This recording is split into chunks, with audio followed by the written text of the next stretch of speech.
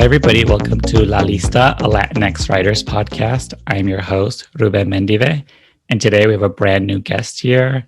I start every interview by having my guests introduce themselves. So your name and how you identify for the people at home. Hi, I'm so happy to be here. My name is Ellie Guzman or Maria Elizabeth Guzman Hernandez, but I go by Ellie.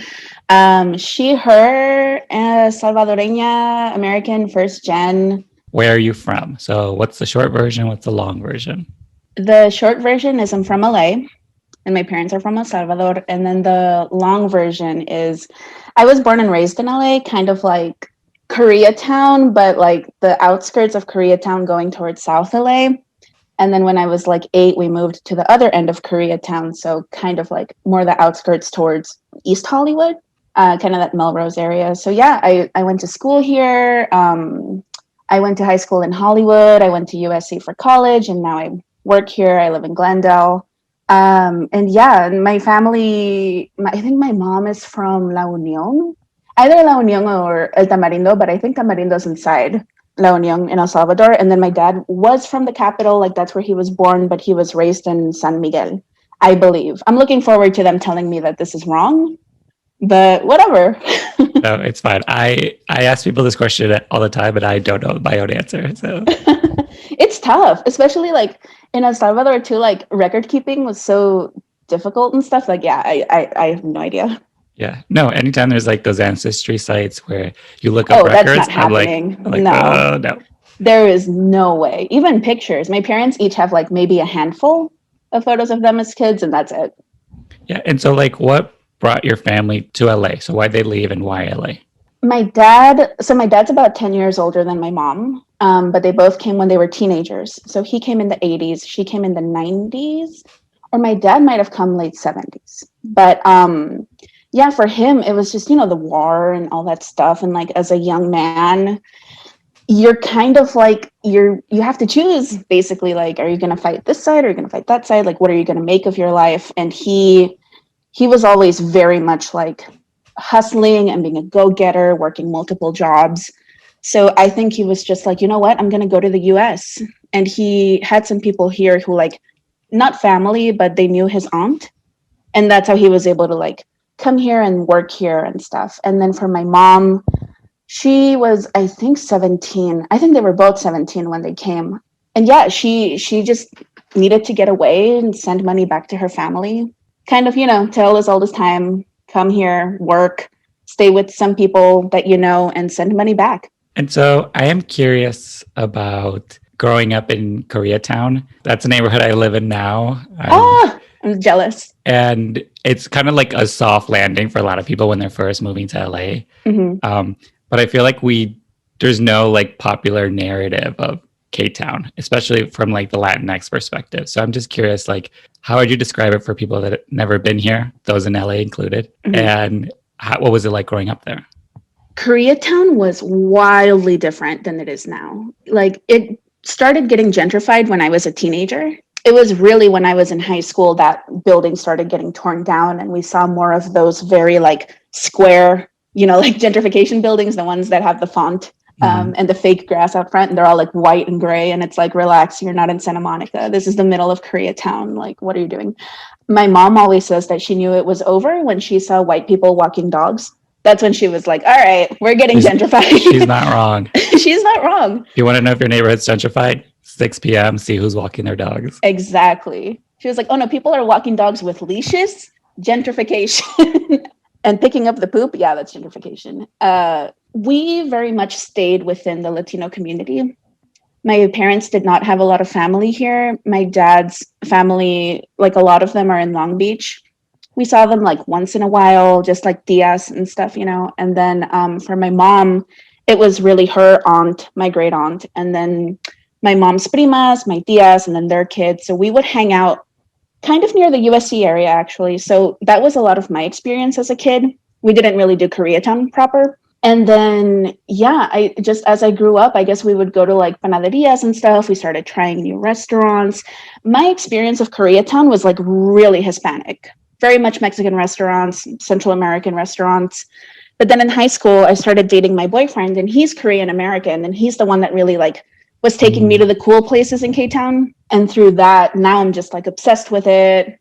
Always have food recommendations. I'm going to hit you up with a list. Please. You need to go to all these places. And yeah, I love Koreatown, and nothing irks me more than when people are like, LA is like so fake or whatever. Like it's so, even Koreatown by itself is so rich and diverse. Just all of LA is amazing.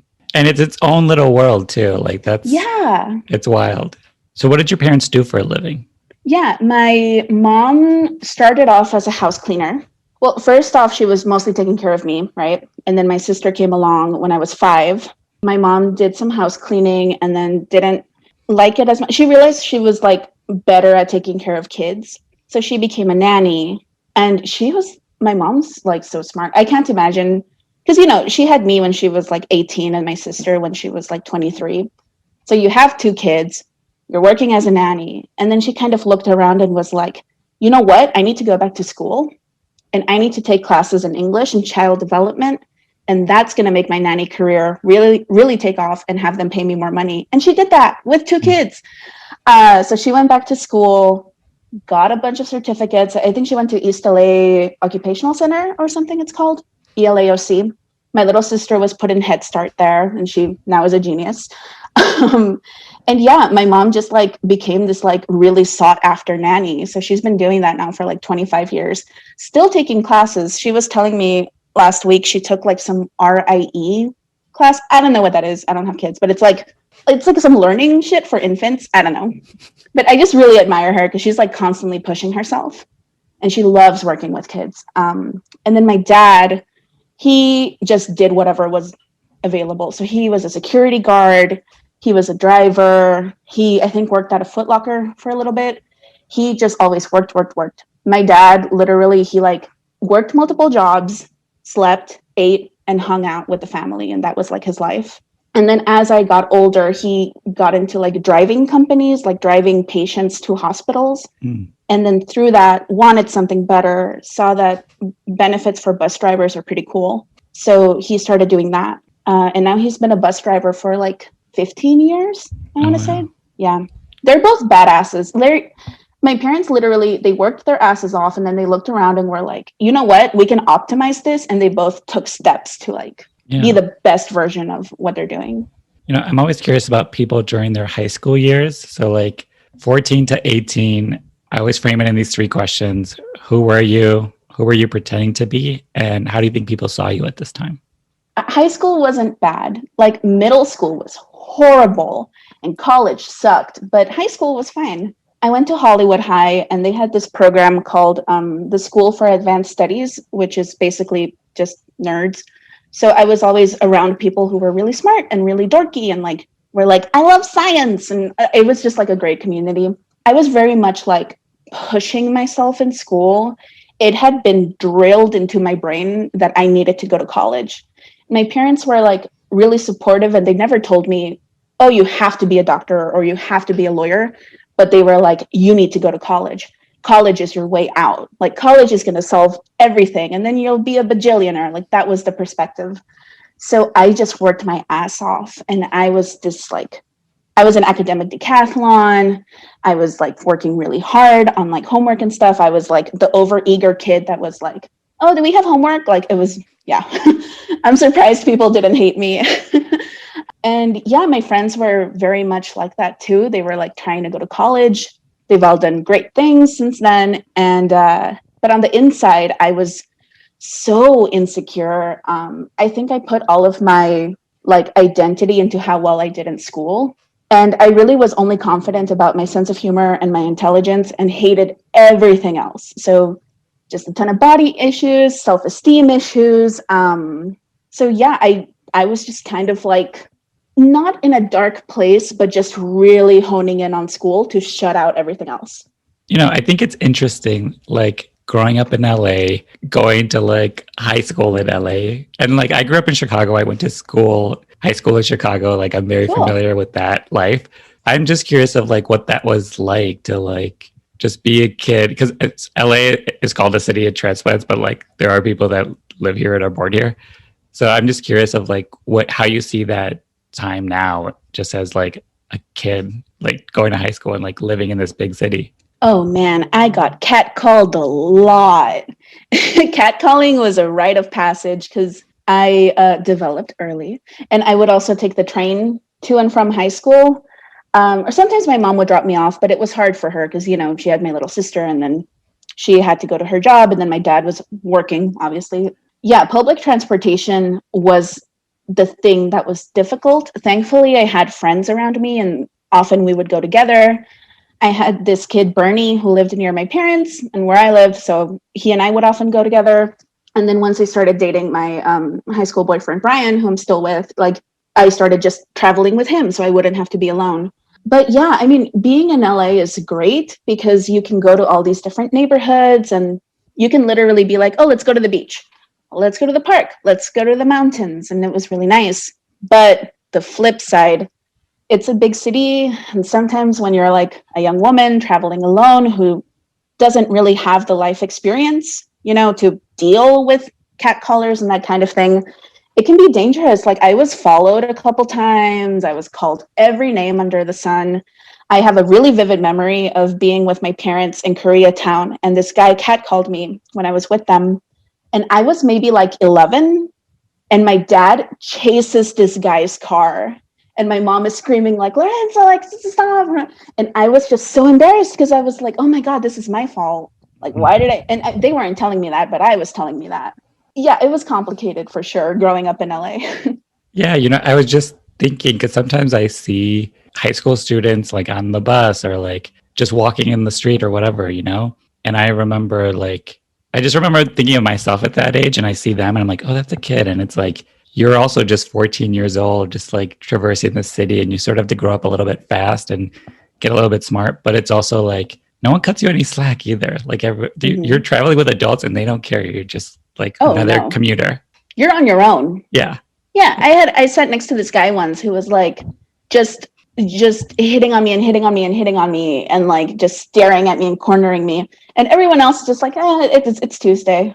Yeah. And by that point, I was just like, yeah, it's Tuesday. And I was like 16. Yeah. I wonder where that preciousness of children gets lost when they're just like, but I think it might be also like a race thing or who knows, but it's like. Yeah. And also like all these people, they have their own thing. They're going to work. They have their own families. They're tired. They don't want to deal with this guy who could become aggressive. So it's just, yeah. So what'd you do after high school? Did you have a plan? Did things go according to plan? Things went according to plan. I was so militant about going to college. And I had this vision of myself that I was going to go to the East Coast. I was like, oh yeah, I'm going to be like Rory Gilmore. I'm going to wear cardigans. It's going to be lit. And then I got into USC, which I was not anticipating getting into USC. But even then I was like, you know what? It's fine. I'm not going to be able to afford it. It's a rich kid school, but it's a nice feather in my cap. And then I got the financial aid package and I realized, oh, I can go. And I can stay near my family and my parents don't have to pay for airplane tickets. So I went to USC. I started as a business major with an emphasis in cinematic arts because I wanted to weasel my way into the cinematic arts school without having to apply to the cinematic arts school because, you know, it's impossible. Like you need to submit a portfolio. Where the fuck was I going to make films when I was killing myself in academic decathlon and all that stuff in high school? So I started as that, hated it. I think it was my experience. Like I had never been the minority before. I had gone to all LAUSD schools. I knew that USC was going to be a predominantly white rich kid school, but I did not anticipate how much it was going to affect me emotionally. And I lived there and I knew my family was nearby, but I really used that as like a crutch. And my boyfriend, Brian, he was also nearby. So I didn't make the effort to find my community. I knew that there were like Latino clubs and all of that, but I was like, no, I don't want to quote unquote segregate myself, which looking back was a massive mistake. But I had all of this internalized, like, I got to get out of my neighborhood and blah, blah, blah, blah. So I just really, really isolated myself, hated everyone, and just hung out with my parents and my sister and with Brian and my friends from high school and was like, I'm going to get through this experience, but I'm going to change my major because I cannot stand these people. Because yeah, I was like projecting it everywhere except at myself, you know? So then I changed to a biology major because I was like, you know what? I'm going to become a doctor and I'm going to save all these lives and then I'm going to be better than everyone, because if you do something noble, it makes you a good person. Like, this is like my flawed logic. So I majored in biology. I was shit at it. Like, I'm not good in the classroom, but all of the labs and stuff were fun. It was around that time in like junior year that my boyfriend transferred. So now he was in Northern California, and then I was having a hard time with my parents because they basically had separated, and now they're fine. Like, they've worked through it. But at the time in college, I was like, oh my God. So my boyfriend left and now my parents are like fighting and like things just started really falling apart for me. But I found this multicultural sorority and I was like, you know what? Yes, I'll do that. And through that, I met these great girls, finally started meeting other Latino people. And I was like, why have I done this to myself? Why did I segregate myself? I could have made friends. I feel like I was so defiant because I anticipated not fitting in that I never gave myself the opportunity to connect with anyone or anything in college. But then, yeah, I barely graduated. I had to do an extra semester. I was just really, really miserable there. And I am glad it's over. It is a lesson that no one teaches you. It is, especially as like an 18-year-old going into these institutions. Because the same thing happened to me. Went to school in Chicago. All my friends were chill and just living in the city. And then I went to school also to college in Chicago, and it was the same thing. I was sort of dropped into this place where I was like the diversity, like on the 100%. And it was like all the kids from the white suburbs who came to Chicago. And I immediately felt like I was 2 years older than everybody just because they did it. So I'm curious about your experience. Like, did you find that they had any sort of reference for like who you were, where you came from? And like, I'm just curious of like, what was your experience of them? I really didn't give myself the space to connect with other people. My freshman year, I lived in a suite with 7 other girls, and we would go out together, but no one was ever mean to me. I would hear stories later from people where some white girl was like, you're in my seat, to like the only Black girl in the class or something. I never experienced anything like that. I had a couple of times where I would tell someone, like this one lady at Kaiser, I was like, oh yeah, I go to USC because I was wearing the shirt. And she was like, oh, are you a scholarship student? And it was like, no, I just am brown and go there. I don't have a scholarship. People just assume that you can't afford it, which is true, but still, I knew in my heart that I was going to be othered. So I went ahead and othered myself. I basically cut them off before they could cut me off. Yeah. But when I would engage with people, it was just these conversations that I couldn't relate to, you know, like, oh, we're going to go to spring break in Cabo, or like, oh, hey, we're going out tonight on a Wednesday. Meanwhile, I was working 3 jobs, you know, like my family declared bankruptcy when I was in college, and that was around the time that they separated. And like, I was just drowning. So I was just working, barely going to class, and every now and again partying, but not really. I had a lot of like superficial friendships where I would go out and party with people, but I didn't really open up to anyone.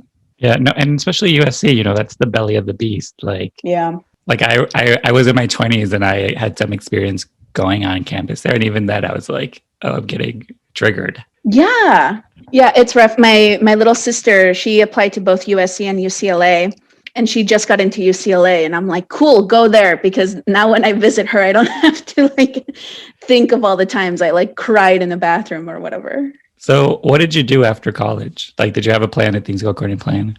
So I was still subscribing to the notion that once people saw I had a degree from USC, every door was going to open for me and it was going to be amazing. It turns out that's not the case.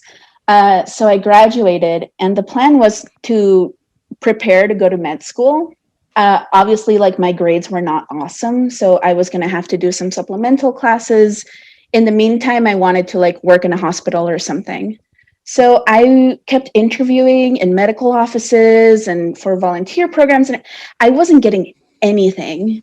And I was starting to freak out. I wasn't doing well, and I wasn't doing well in any interviews I got because I kind of knew deep down I didn't want to work in healthcare. I had just kind of cruised through that major. And then I started a blog because I was bored and I was watching a lot of comedy TV. So I was like, let me start a comedy blog. No one's going to read it anyway. Who cares? So I started a blog on Medium like a couple months after I graduated. And that took off. And I was writing about the dumbest shit, just trying to be funny. It got really popular. And like, that's eventually what led to me switching from healthcare to the industry. But before that happened, I did finally get a job in an ER as a note taker. So I took that, and it was an amazing experience. And I feel like it taught me literally so much. And I got to help people because I can speak Spanish, so I could translate. But I realized very quickly, oh no, I don't want to go to med school. I don't want to do this. I don't want to be a nurse. I don't want to be a tech. This is not for me. And because the blog was taking off, I was like, you know what? Maybe I'll just go get my MFA. Maybe I'll just accrue more debt or something. I don't know what I'm doing. And then the blog thankfully connected me to some writers at DreamWorks, and they reached out to me and were like, hey, we read your blog. It's pretty funny. It's rare that writing makes us laugh. We just promoted our script coordinator. Why don't you come interview? And I didn't get that job because I was so unqualified, but that's really what opened the door for me.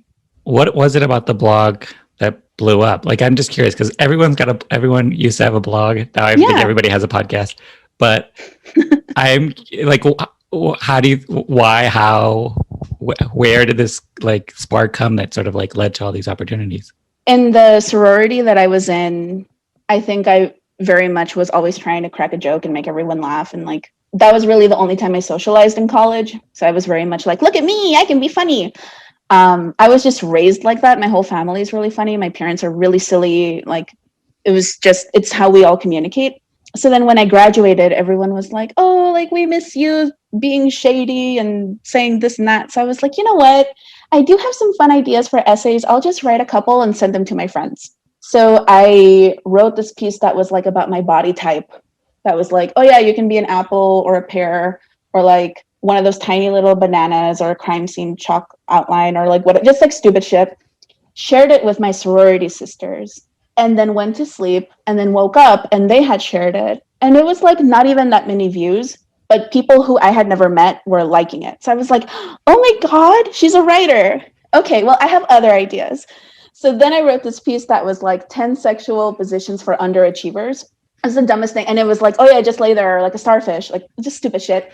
But then that one got thousands and thousands and thousands of views, and it was only my second piece. So I was like, oh, this is so fun for me. I'm not making money from it, but I really enjoy it. I'm living my fantasy of like writing comedy, like those shows that I like on NBC or whatever.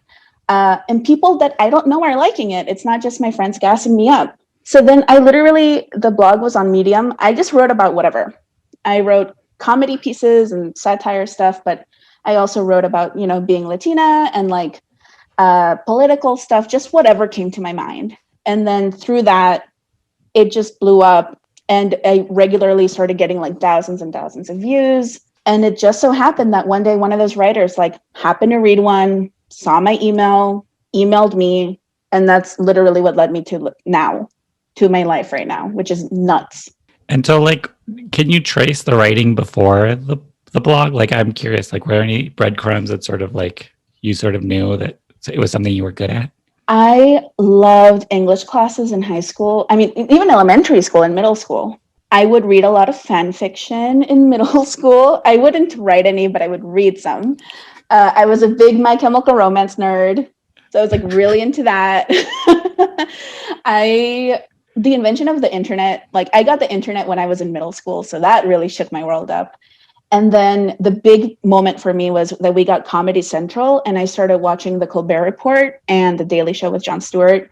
And I would watch it every night. And then I would like brainstorm jokes that they would make about like, current events. Like, oh, George Bush did something stupid. Let me see if Jon Stewart says something about it.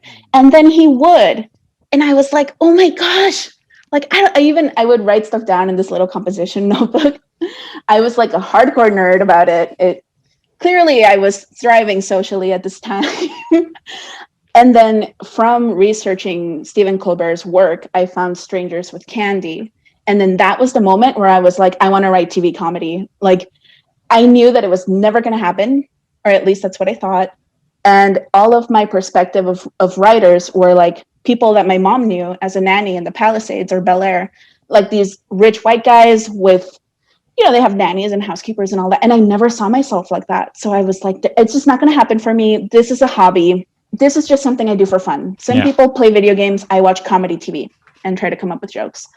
And then in high school, one of the English teachers, Mr. Carmichael, he had a screenwriting class. So I took that and I loved it. And both my English teachers in high school, Ms. Tobenkin and Mr. Carmichael, they were so encouraging because I think they could smell it on me that I was just obsessed with writing. They really encouraged me. They encouraged me even to make essays funny, even if they weren't supposed to be, just because they knew that I really got a kick out of it. But then, in college, I think that part of me kind of shriveled up and died a little bit. And I was just like, I'm just going to be a doctor. Forget this. I had tried doing stand-up a little and was like, no, why did I do that to myself? And it wasn't until I graduated that I was like, yeah, let me start this blog. But I had never really shared my writing wide like that. I saw that you went from blog to book. How did that happen? And sort of what was the motivation to like write a book? Yeah, I would write a lot of short essays about my life in like a comedic way. You know, like when I was searching for work, I would get a lot of humor out of that. And then at this point, I'd amassed like a few thousand followers. And sometimes they would ask like, oh, when are you going to write a book? If you wrote a book, I would buy it. And I remember thinking, well, if I were to write a book, it would be about my experience, like being this Latino kid who doesn't have a lot of money, but ends up being surrounded by people who do have money, like my situation at USC, right? And then later, once I got into the entertainment industry as a PA, that was also me being poor, being surrounded by people who had more money. So I was like, okay, yeah. And it just came to me and I found a publisher and we edited a lot, which was a really valuable experience. That was my first time having my work edited by someone. And then, we put it out. It took years to do, like from the conception of it to it being published. I changed industries. I moved up. It was just wild how much my life changed. And so like, let's talk about when you like did switch tracks over to like entertainment. So, you mentioned that you sort of got like scouted for this job off the blog. So like, and you mentioned you didn't get it. So like, then what happened? Can you sort of talk us through that journey? Oh my gosh. So I got that email from Mike Ryan. It was the All Hail King Julian Writers Room. I got to shout them out because they're amazing. They reached out to me and I went. I bombed that interview. I didn't know what they were talking about. I didn't know what an animatic was. It was bad. So after it, I knew I had bombed it. And I emailed DreamWorks, the lady from HR who had coordinated everything. And I was like, look, I know that didn't go well, but if you ever need like an entry-level person or whatever, I'm a hard worker. I'm willing to learn. So then months passed. I was working in the ER. I was still keeping up the blog. And it just so happened that one of those writers from All Hail King Julian was now getting his own show as an EP, and he needed PAs. So they were like, hey, we know it's been like pretty much a year, but there's this PA opening that you can maybe interview for. But just a heads up, we're interviewing like a lot of people. So, but I was like, yes, I can do that. And then I just really emphasized my transferable skills in the interview. I was like, I take notes in hectic situations. I'm good with all sorts of different personalities. I have very thick skin, like all the stuff from the emergency room that could transfer. I walk really fast sometimes. And I got it.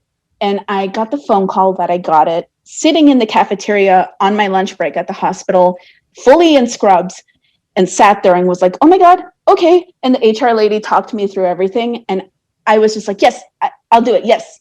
Didn't even think about my parents or anything. I was just like, yes. And I sat there just digesting. And then literally the overhead was like, okay, trauma, ETA, like 3 minutes, tier 1. And I was like, oh, I have to go take notes. Shit. And the rest of the day was just like a dream. But yeah, I told my parents and they were really supportive. They were like, you know what, as long as you can feed yourself, that's what matters. But they have always believed in me really fiercely. They just wanted me to be doing things to support myself financially. With that first job, I'm curious about the learning curve. Like, what is the stuff that you didn't know and just things that you were like, oh, this is how this works? Or like, why did no one tell me about this? Everything. I didn't know shit. The only thing I knew in that job was how to type. going in and how to use a computer. I got so lucky. The show that I got on was called Kung Fu Panda Paws of Destiny.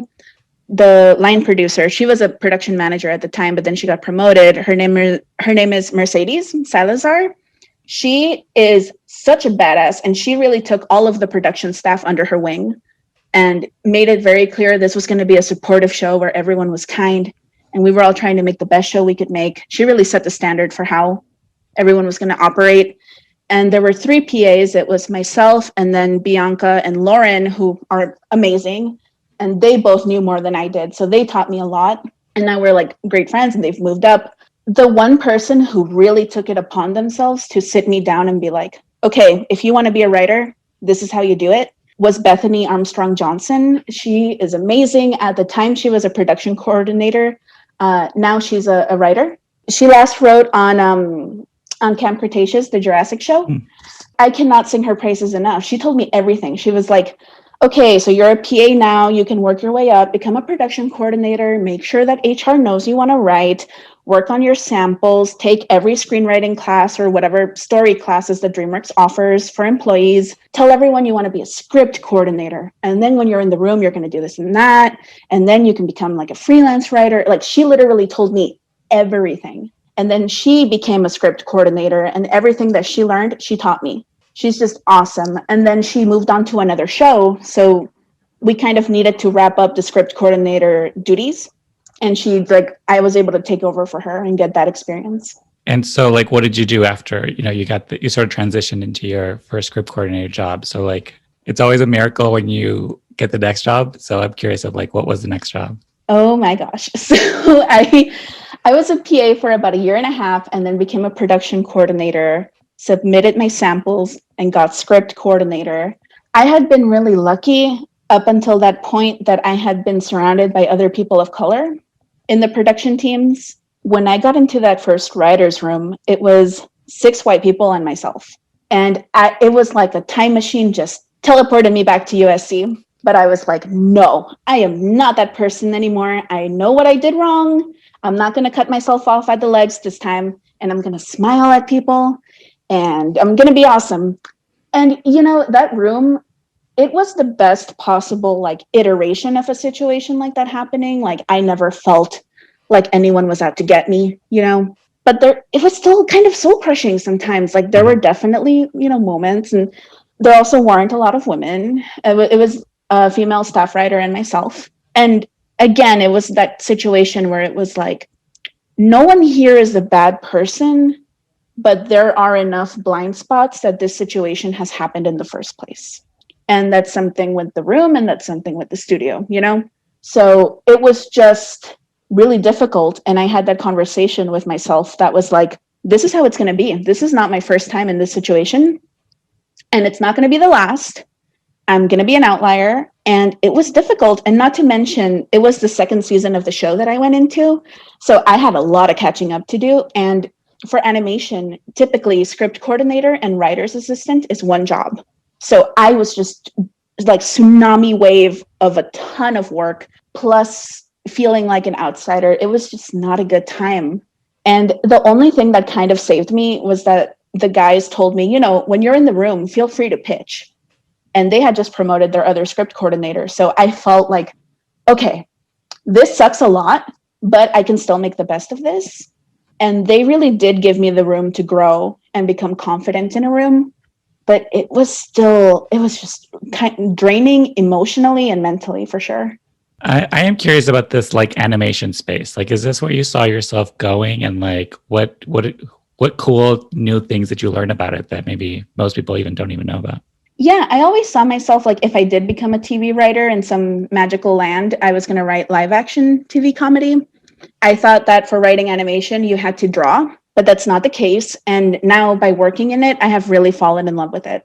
I feel like, because sometimes people tend to pigeonhole you. They're like, oh, you're an animation writer or you're a live action writer. I've seen people who can do both. Like my current bosses, they're killing it. They can like pitch on some live action movie stuff, but then also have like adult animation comedies in development, but be working in our kids animated show. Like you can have a career like that and excel at it. So that's the kind of future that I want for sure. What is it like working and writing on a kid show? I've met people who are very much using it as a vehicle, like as a stepping stone to live action, which I think is a difficult perspective for sure. I think they're underplaying it. I've also met people that are like, this is all I want to do. I love kids animation. What's hard about it is that sometimes you do have to pull back a little bit, especially if you have a more adult sense of humor.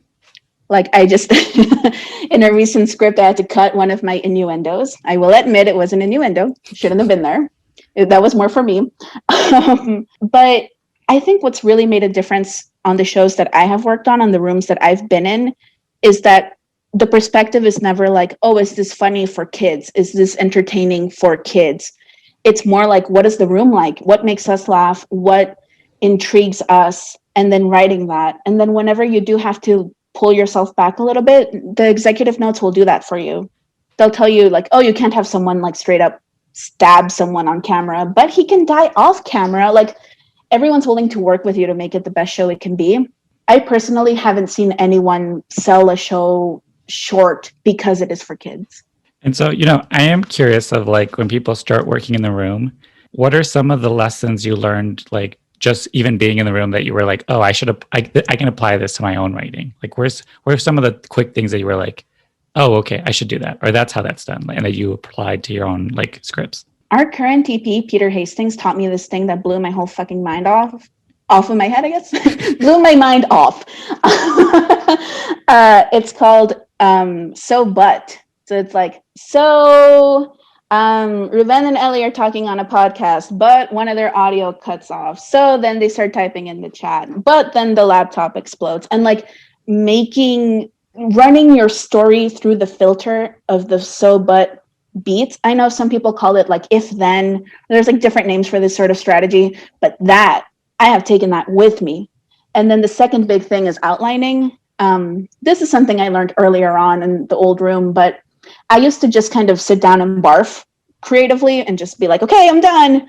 And the book really taught me about editing. And then my first script and my first room really taught me about outlining thoroughly, not being like, okay, I got my first act down. Let me just go poop this thing out. Like, no, sit down, finish your outline. You did make the transition over to TV writer. So I'm just curious, like, how did that happen? Walk us through it. It was so hard. I bet. There were tears about it. So in the old room, like I said, they were very supportive. Obviously there were pros and cons to every situation, but they were really supportive. So once I started really pitching in the room and getting more comfortable with voicing my opinions, I had kind of heard at DreamWorks that there was a tradition of giving the script coordinator at least a freelance script, never guaranteed, but encouraged. And I was like, it's a room of all white people. I can weaponize this. Because if they give me a script, it'll make them look good too.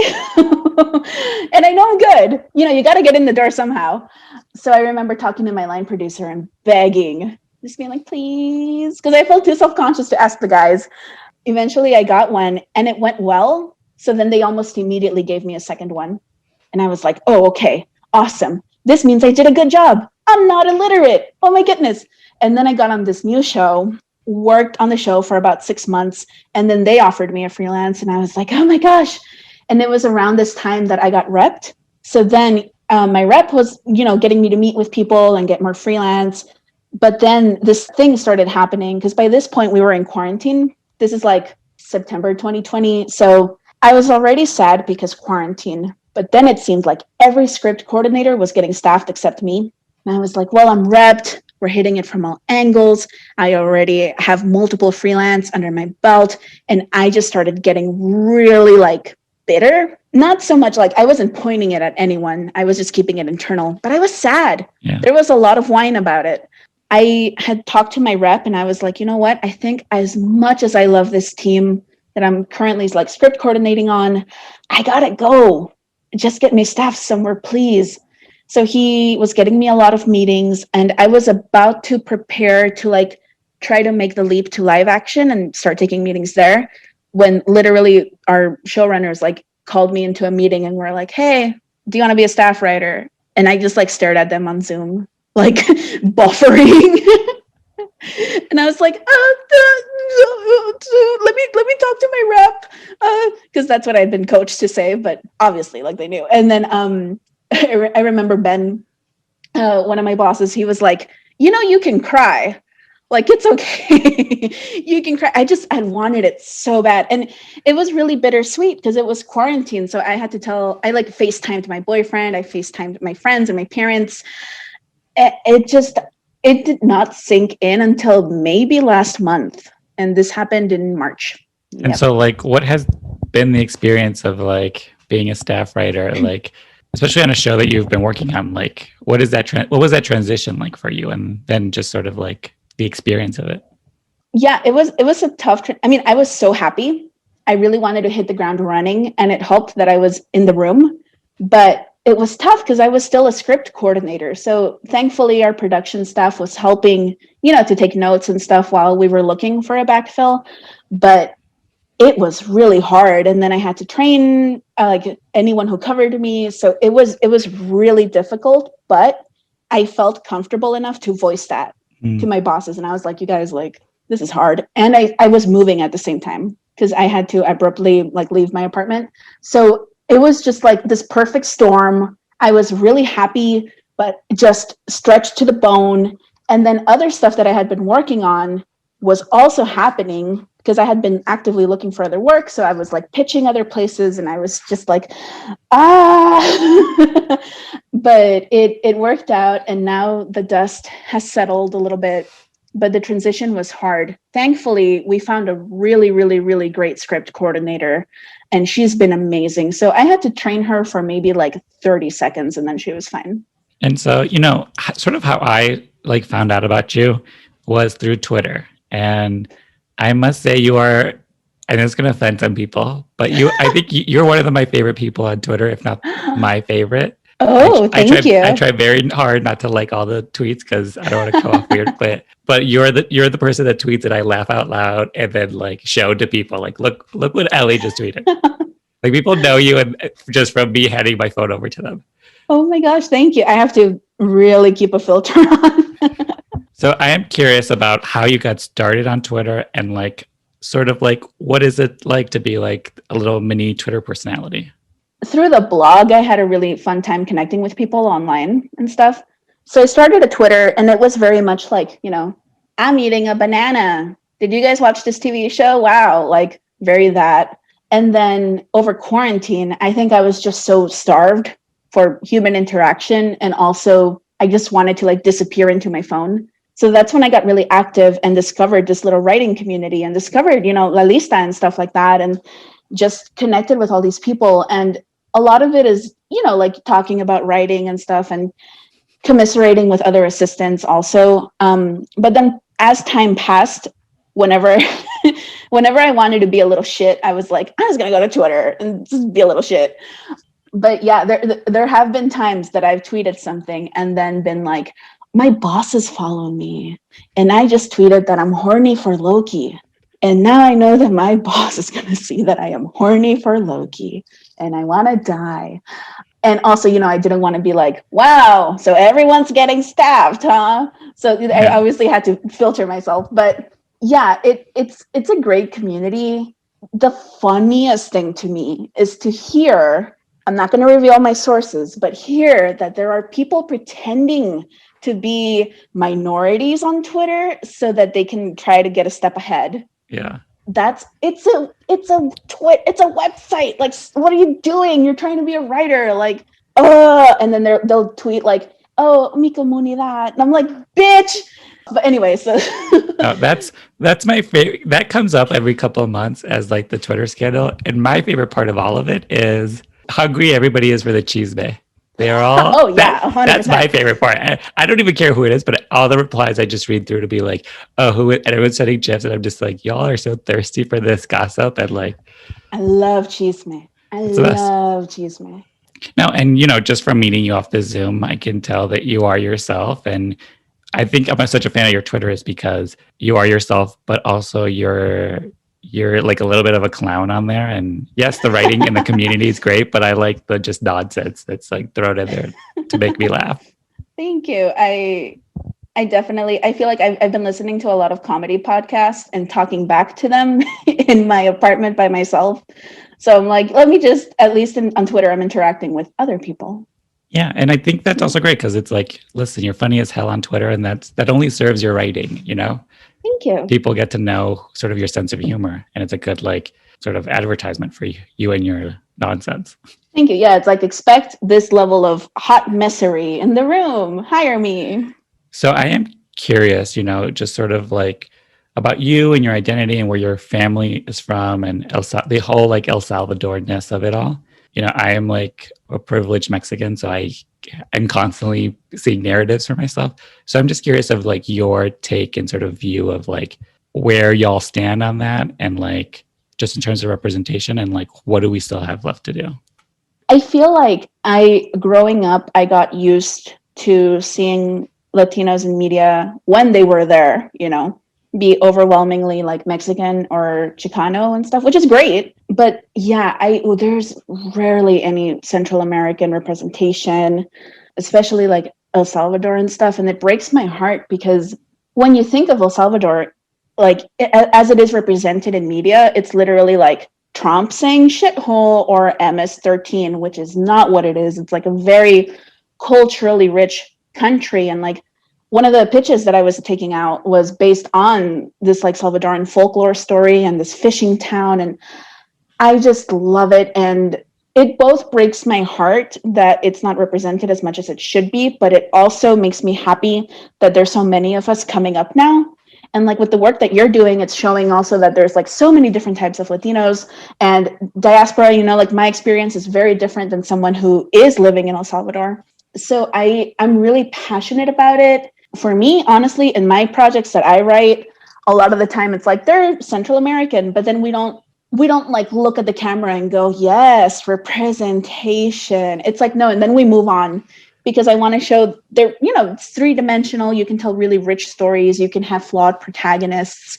I feel like sometimes when you have minorities in media, this is for all minorities, they're almost like put on a pedestal because it's like they can't be flawed because people are, I don't know, afraid or they want them to be some kind of magical character that leads a white character to enlightenment or something.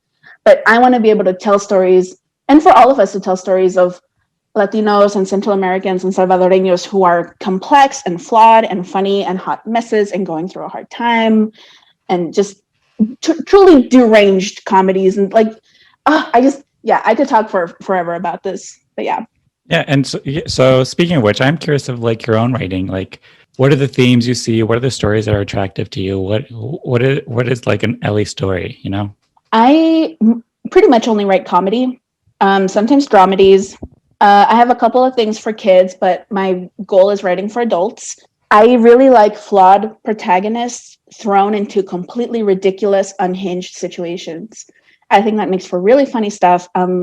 One of the pilots that got me representation was this woman who like accidentally saves her boss's life, and then through that is like, I'm gonna become a lifesaver. Like basically, it's like a Grey's Anatomy knockoff, and she's like, yeah, like the people on TV, I'm gonna go be an EMT, and then she does it because she's running away from her own problems, and it blows up in her face spectacularly. So, just stories about flawed characters and funny situations, being able to go from like slapstick comedy to something that has heart and they're saying something like I love writing so much. And like I never want to limit myself. And I feel like after my experience writing for animation and really falling in love with it, I never want to say never to other genres and mediums.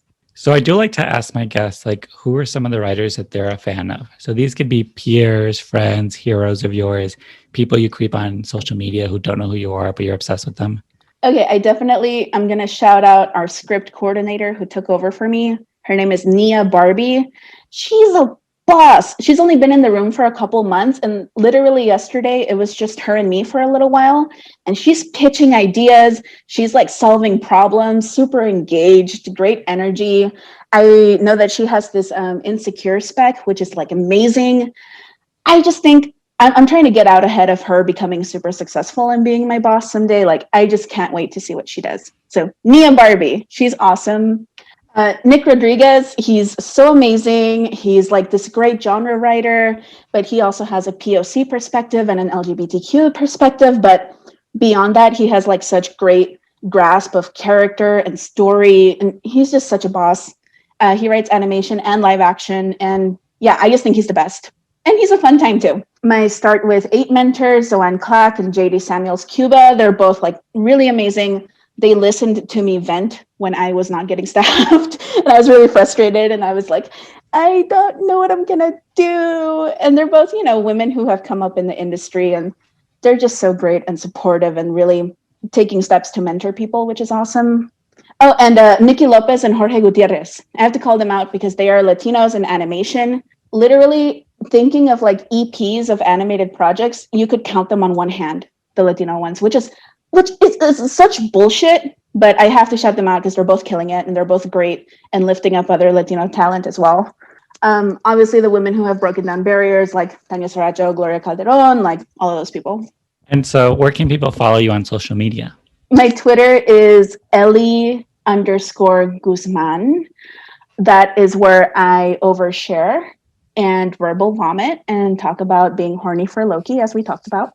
And yeah, and then my blog is on Medium. It's just Ellie Guzman. I'm not as active on it anymore. Honestly, what I do is I run this satirical publication called Lady Pieces. So if anyone has any satirical pieces making fun of like women's magazines, send them there.